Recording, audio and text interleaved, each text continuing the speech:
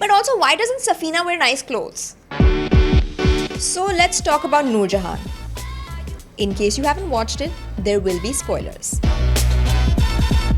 I need to understand something. Why does Noor Jahan hate women so much?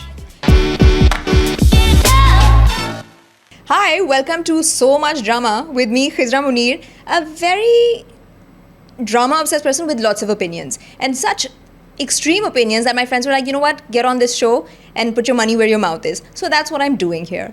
How did I get dragged into this situation? I did a rant about a drama. How did I get obsessed with dramas? So why are Pakistani dramas suddenly trending so much amongst all our friends, all our our extended families, etc.? They've always been around, but we just preferred Indian dramas. Why are we suddenly watching our shows now? Because we've realized that there's one thing that our dramas unite us with. The fact that you can watch them with your family. So I have a lot of Indian friends who will message me and they'll be like, can you give me drama recommendations? What should I watch? And I'm like, you have Netflix at your disposal. You can watch all these shows. And they're like, we can't watch them with our families. And I agree. I once tried to make my aunt watch a drama which had her favorite actor on it.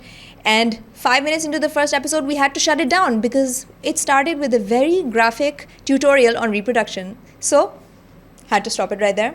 We opted for Pakistani dramas and it's a whole different world, and now I'm hooked. I have opinions. I WhatsApp my friends. I send them DMs. I cry. I put up stories. So I feel like doing this podcast was the next authentic step to take. So what are we going to do on this show? We're going to talk about the obvious. There's so much drama on our dramas. From Saas Bahu dramas to Bahu dramas to sibling dramas to us talking to our families about the issues that are being tackled on these dramas and trying to educate them by saying, ye dekhen, aise nahi hota, which is a lot of stuff what I do at home. So today's episode, we're going to talk about the elephant in the room, the elephant that's called Noor Jahan, because we're obsessed. We're obsessed with the characters. We're obsessed with Noor Jahan. We're obsessed with the styling. We're obsessed with the scale. And you know what? I didn't know it mattered to us, but we're obsessed with the production quality, the direction, the styling. I didn't know it mattered that the cast needed to be wearing nice clothes that looked the part. But it does. Everything has to fit into place. So you know what? That's what we're going to talk about today. I don't think starting off this drama, I could have predicted that it would have become such an obsession with me or with everybody else, or like memes would be made out of it, or like WhatsApp chats would be going around, or we'd get obsessed with Murad because he's a cutie. And like Kubra becoming a superstar suddenly, like the image of like women empowerment. But it's happened. Because after every episode, we have to like get on our chats and talk about what happened in this episode. So brilliant writing, brilliant art direction, brilliant like casting. Like the casting is on point. Noor is brilliant. Ali Rahman is brilliant. I think like the girls are brilliant. And the girls are always brilliant, to be very honest. But I think the men are just extra entertaining, being the sort of mummy's boys, and that's what I'm finding a little more entertaining, where like you can see their struggle, where like sometimes they don't want to do what Noor Jahan's saying, but she's like, karoge, sign karo divorce papers, and he's like, okay, you are my mom, you have all the money. And I love how like Safir, after doing everything, is constantly telling Murad कि मैं समझा था मैं बुरा हूँ लेकिन तुम सबसे बुरे हो. नहीं तुम ही बुरे हो सफ़ीर, तुम ही बुरे हो, सबसे बुरे तुम थे. But yeah, those are some of the rant points, were some of my favorite parts about Noor Jahan. So let's talk about Noor Jahan. In case you haven't watched it, there will be spoilers. So what is Noor Jahan about? Noor Jahan is about this matriarch. She is the mother of 3 sons. She is a renowned jewelry designer. She lives in this massive mansion. She wears designer clothes. She is the vision of power. But she's also a single mother. And she's a single mother who has struggled to build herself, to raise her sons. And she has not let her sons forget it. This whole drama is built on the projection of all the struggle that she's done, that has been projected onto her sons, so that she essentially has control over them. They've been raised to know that their mother did everything for them. And so her modus operandi is that you need to be indebted to me because I've done everything for you, which is fine. And then what happens? Noor Jahan has to make all the decisions for her sons. Who they marry, what they eat, what they wear, major milestone decisions in their lives. Sure, go out, have fun, drive big cars, go out with girls, etc., etc. But you're going to marry who mommy wants you to marry. I mean, that's not a Noor Jahan problem, that's like a Desi mom problem. But we're talking about Noor Jahan right now. So essentially, we're watching Noor Jahan, the character development, how her sons are sort of trying to test the waters of independence and then getting like reeled back in and sometimes succeeding in it. And it's got us on the edge of our seats because what we're seeing is these sons getting entangled with powerful women who are not going to put up with this. And it's completely throwing off the very well-crafted structure that Noor Jahan has constructed. And this is content for us, and it's so much drama, which is why we're talking about Noor Jahan in the first episode. So let's do a little deep dive into Noor Jahan and what makes this drama different. Why are we suddenly talking about it? I mean, we've always had grand dramas happening here and there, but why is Noor Jahan different? Why are you and me and all our friends, all our WhatsApp chats about Noor Jahan? A, we're seeing a lot of powerful female characters. We're seeing a lot of the situations that we deal with, obviously in a more glamorized way, but we're seeing a woman be the main lead of a drama, not the Abu of a family, not the father of a family, but it's a woman this time. And that is enough to create conversations socially. Ke matlab ek aurat, like, a woman is running the house. And this woman has so much control over her sons. So we're also seeing that the story doesn't revolve around a shadi. It doesn't revolve around a romance of one person. It is a full family drama. And how this breaks down into, because we're seeing how these women are treated, but then we're also seeing them emerge. And for the first time, at least for me, I've seen people rooting for characters they would not have rooted for. They're understanding different situations. Like there were, I've had conversations with family where we're talking about the sons, and it's very easy to hate those sons. But then you also understand that this is the only life they've known of being raised by Noor Jahan, to also understand that everything they are today, they have to be thankful to their mother who has sacrificed completely for them. And it's a patriarchal situation, which we'll get into later. But that's the beauty of Noor Jahan, that there are so many conversations around it. It's layer over layer over layer, and it doesn't stop. You've got Noor Jahan, who has this habit of only marrying her sons off to not financially independent women, weak women, so that she can control them. And the one time she goes off brief, we all know what happened then. Then we have the sons. The sons are polite, they are gentlemen, they are good to their wives technically, but when it comes to their mom, they'll beat someone up, they'll misbehave with their wives, they'll put down their wives. Where does it stop? So these are a lot of the issues that we're trying to discuss, and these are a lot of the issues that we're having, conversations we're having with our friends. We're having with our moms and the women of our families who've actually never seen things like these happen, or they've sort of gotten used to things happening a certain way. And you're trying to make them understand, where you're trying to actually try to get like lessons out of these dramas. I didn't know we could do that, but we're watching these dramas and we're having teaching moments, we're having learning moments. And I feel like that's one of the most interesting things I've found about the recent spate of dramas coming out. And Noor Jahan especially, where how to treat your wife 101, how not to treat your wife 101, how to raise your sons 101, how to be a powerful woman 101. I mean, yes, pinch of salt there. How to get revenge on a family if they kill your dad 101. So a lot of lessons in there. It's a full-on tutorial. But I mean, we're all sitting on our couches Friday and Saturday evenings. So that's Noor Jahan for you. I need to understand something. Why does Noor Jahan hate women so much? Noor Jahan is a woman. Noor Jahan survived some really bad odds. She married her husband for love. Her husband's family rejected her. She fought to like assert her position in society. She raised 3 strapping young men. Why does Safina hate women? Safina should be more pro women, but like women can do this.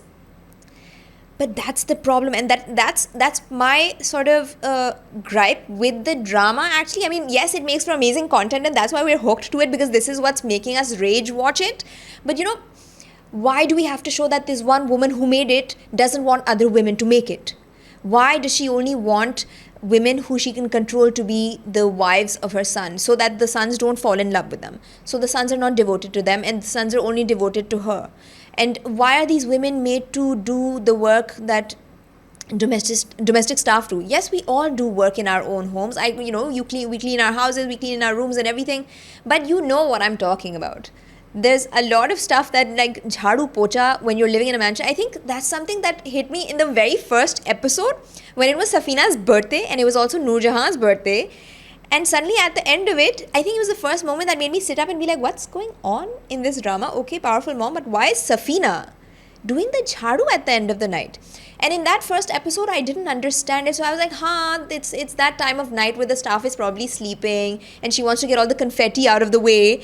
But I didn't realize that this is the narrative that's going to be going forward, that Sumbul is going to be cooking, Sumbul is going to be cleaning, Safina is going to be cleaning. Chores are going to be distributed because there is no domestic staff, and they still have to look pretty and presentable for their husbands, and they have to be on the mark for Noor Jahan to be like, okay, these are my daughter-in-laws. What is going on? And this whole like Hunaid having a daughter, and Noor Jahan being like, betiyon ko to hum isiliye rote hain, but you are a daughter. And secondly, using Kubra's example, that this is why we don't want daughters, because they down हमारा नाक कटवाते हैं और हमारा नाम खराब करती हैं. You basically did that intentionally. She wasn't going to do it. She was very like properly following protocol, coming and marrying your son. You made her do this, and then you're using her as an example. Ki Hunaid, look what she did. This is why we don't like daughters, because betiyan to yehi karti hain. He's your son, and you can see he's happy with his daughter. This guy keeps coming to you. He is obsessed with you. He loves you. He keeps coming to you for validation, like, my daughter, can you love her? She is our own flesh and blood. And you're constantly being like, I know you're hurting, beta. I know you're like suffering inside. And he's just like, what? Excuse me? I'm just asking you, where's the mithai for my daughter? Like, what is going on? And I mean, quite honestly, as a daughter who was more celebrated than the son in her house, like, when I was born, there was a lot of mithai bantot around town. So I honestly can't understand it. I know that this is not the experience of so many women in society, and maybe they can relate more to how Noor Jahan is behaving. But I feel like the narratives we project on national TV or on like mass media get noticed, and that's why I think it gets balanced by the fact that at the end, Hunaid has to understand that he was let out of jail because he is the father of a daughter, and that was the saving grace. That's literally what saved his behind. That good writing, like that's exactly what I'm saying. That you have this one narrative where all us women are like, "Aisa kyun kar rahi hai ye?" And then like suddenly it comes full circle where the lesson moment is also in the drama, that daughters will revenge their fathers, will avenge their fathers, will make mother-in-laws respect the daughter-in-laws. And this is not one of those daughter-in-laws who came into the house being like, I'm going to own this place.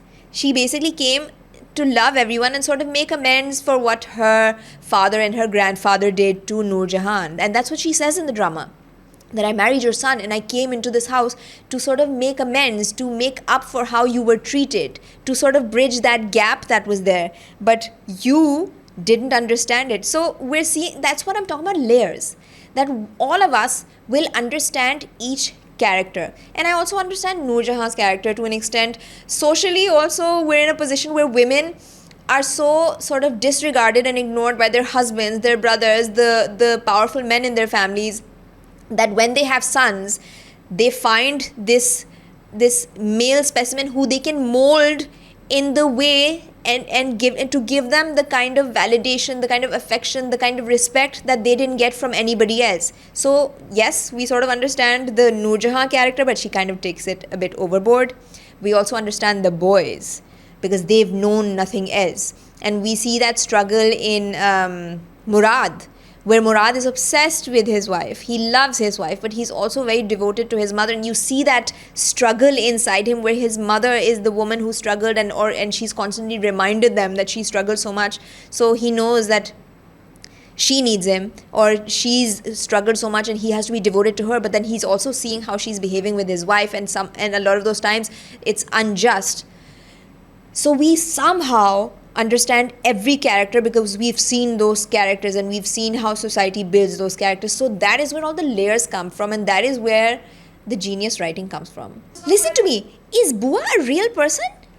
Have I ever seen anyone interacting with Bua? Is she like just Noor Jahan's subconscious, like sitting there to give her guilt about like whenever she acts out? Because who is Bua? Is Bua Noor Jahan's mother? Is she her? No, she's not her mother. But what is Bua? Isn't Bua like father's sister? Bua is father's sister. No? You were talking to the wrong crowd here. Okay. Bua is father's sister, for sure. But like, if Bua is Noor Jahan, Bua is Noor Jahan's father's sister. Okay. That is why Bua is allowed to say shit to Noor Jahan that other people can't say to her. My favorite male character from the show.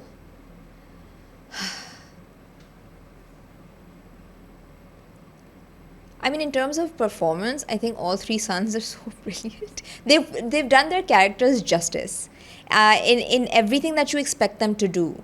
Where Safir is that like big-headed son, like he's just the idiot. I'm sorry, Ali Rahman, if you're watching. Murad is such a green flag stuck in a red flag, and I feel sorry for him. And like I haven't seen the last. I'm stressing about what Noor Bano is going to do to him, because I'm just like, no, but he's made amends. He's always felt guilty, but he's never vocalized it. It's always been in his head. Like he keeps having these flashbacks of himself beating up her father. But like, say it, say sorry, beg forgiveness. But it's been a very stressful moment for me where like, kya hoga uska? Hunaid is one big packaged struggle where he's already under so much pressure as the elder son, but also like he wants to be the perfect son, but he's also very devoted to his wife also. And then his sudden obsession with his daughter, which is so sweet, but also like, fight your mama. Honestly, make her respect your daughter. Like Insia deserves this. But wait, that's not my favorite male character. My favorite male character is, who is that right hand man Kubra now has? What's his name? Wazir? It's Wazir. We have to look this up. Because he is just like, oh, you want to get shot? I'll get it done. You want a new car for your husband? I'll get it done. You want me to hand over all the zameens to your husband? Done. What do you want done? We will get it done. Like I literally, she's like, I need to get shot. Finds an assassin. So Wazir is like the kind of person we want standing next to us. Yeah! I feel like I keep coming back to how much I'm irritated with Safir. And in all honesty, I think that says a lot for how well he's done this role. But like, you married a girl you didn't want to marry, you jilted the love of your life, then she finally forced you to run away, so you ran away and left your wife, and then when being with her was inconvenient, you left her and came back to your wife and expected everything to be hunky-dory, and suddenly you started like treating her like your wife, which we all know what that means, and suddenly bought an iPhone along the way. Like, I mean, Pesa 101, like you need that money, you dropped your phone, you bought another phone, you're like literally working in grocery stores to make ends meet, but you needed to buy an iPhone. Grow up. And then you come back to mommy And then you're pretending like you're the best son, talking down to the other sons who did not run away from home. Like, yeah, it's Safir. Safir, for sure. Guys, best dressed was Sumbul. No lies. It wasn't even Kubra who was like the rich girl. Because I think Kubra was in that space where I don't care about outfits. I just need revenge. But Sumbul sort of immersed herself in the Bade Ghar Ki Bahu role. So she wore all the like nice chicken curry outfits, the like three-piece suits, the styling, she was like the Noor Jahan 2.0 kind of situation, because I think we all know that she wanted to sort of be like project that to Noor Jahan that I've assimilated so perfectly. So I think Sumbul was the best dressed for sure. It was sort of like when that shift happened, like I saw that moment and I saw even like Murad beating up her father and I was like, shit, this is a moment of no return, something bad is going to happen now. So watch Noor Jahan if you haven't watched it, just for the fact that you've never watched something like this before. This is a story none of us could have predicted. This is a story none of us have seen before. To be very honest, like I could write, like there are some Pakistani dramas I know my cat could write. So it's not one of those. This is literally a drama I could not predict the next episode of every time. And I've become obsessed with watching the little promo. Like the drama will end. I will sit there because I'm like, nahi, wo promo aayega. We have to wait for the promo now, because then it gives me life to wait till the next day so that I know a little of what's going to happen. So like if you haven't watched the drama, it's a lot of really interesting lessons. It's a lot of really powerful women with every kind of persona. There's sort of like a redemption moment for Sumbul, who we hate in the beginning, but then we also feel sorry for her. We love Noor Bano from the beginning till the end, because Noor Bano was she's such a golden lab in this drama. Like she's such a nice, likable character. Safina, we constantly like want to hug because she needs a hug. She's so alone, even though she's got like so many sisters and she's got parents. But like I think she was like the test case in this whole situation, and like Safina needed a better wardrobe. So I feel really bad for Safina. I'll keep coming back to this, but then also just overall production.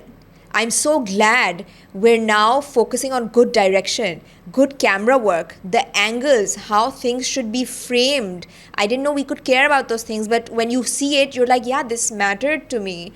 The styling, the clothes, like look at me obsessing over Safina's clothes because everyone else looked perfect. Noor Jahan's outfits, by the way, like Noor Jahan's styling, her accessories and everything, like Sabah Hamid is goals for like whatever age she is, because I don't care. She's looked like a bomb in every episode.